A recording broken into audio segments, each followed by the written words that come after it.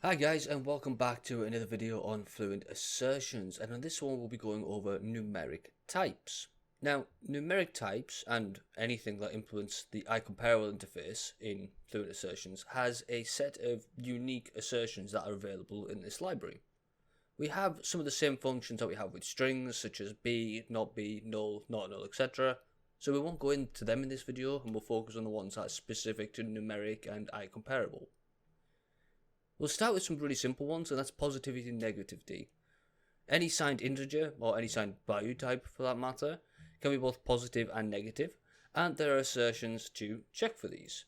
And we can say int positive is equal to 1, and int negative is equal to -1. And then we could say positive dot should dot be positive, I should say. And that should be that one. And then we can do the exact same for negative. Negative should be negative. And if we run these tests, then we should get successful. And we can also have greater than and less than operators. So we could stick with the positive and negative here. We could say positive dot should dot be greater than, and we can say be greater than 0, and on the other side we can say positive dot should be less than, and we can make that less than 5. And again, if we run these tests, we will get some more successes. Carrying on with that, we have the greater than and equal to and less than and equal to. So be greater than or equal to,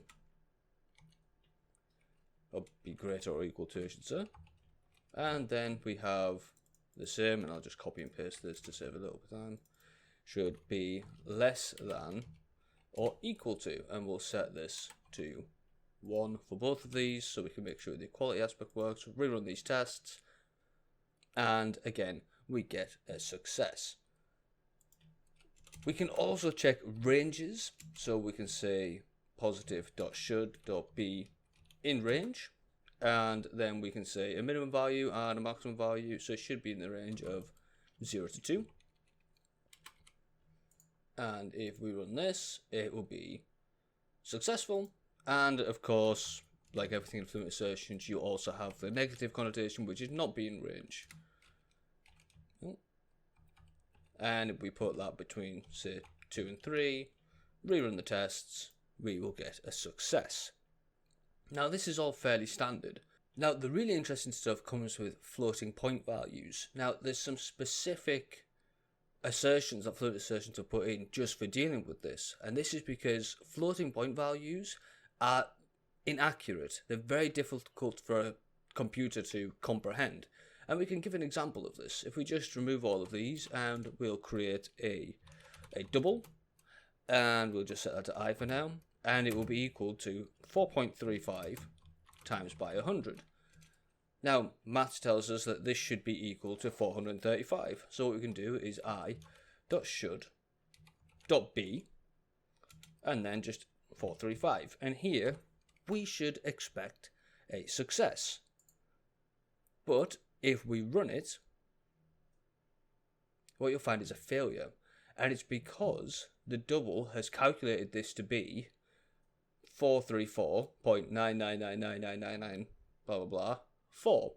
And it's telling us the difference, but it's pretty irrelevant. Now, this is a very interesting topic, and it might be worthwhile going on to it in another video if you want to understand the actual reasons why floating point values are inaccurate in computing.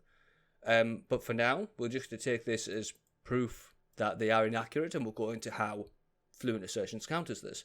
And they counter this by using their be approximately method. This method is only available on doubles, floats, decimals, and allows you to give a little bit of leeway as the second parameter to check accuracy within a certain range. So to make this test pass, we can change the dot to be approximately. And then we can pass in our expected value, which is 435, and then our precision. So our precision for this, if we set this to 0.1, then this test will pass. Now, obviously, because the precision is actually a lot lower than this, we should be able to set this to 0.0001, and this should still be successful. There we go. Now, also, again, we have the not be approximately, which will do the exact same thing, but in the negative method, negative way, however you want to say that, negative connotation is probably the better word. And that's going to be the end of this video, guys. Thank you very much for watching. Don't forget to like and subscribe, and I will see you in the next one. Cheers!